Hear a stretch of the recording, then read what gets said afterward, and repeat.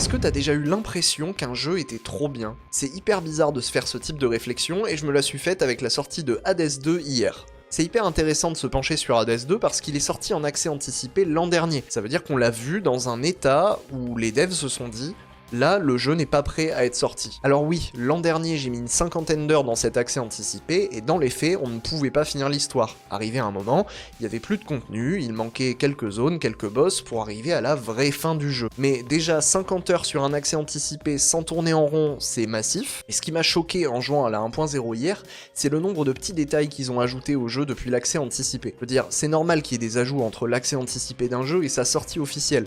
Et là, ils avaient pas autant give. Écoutez-moi bien, ils ont rajouté un orage dans la barbe et les cheveux de Zeus. Allez, vous me le mettez jeu de l'année, celui-là. Sérieusement, des exemples de petites améliorations comme ça, avec le design, les animations des menus, des petits easter eggs avec les personnages, etc.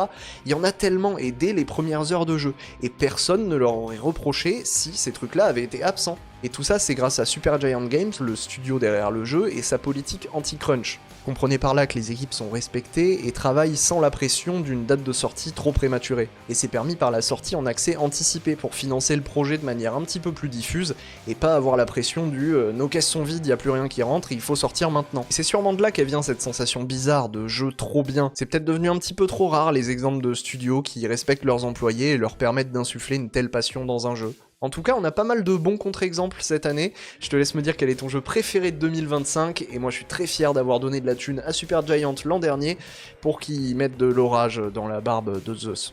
Ça a trop de flow quand même.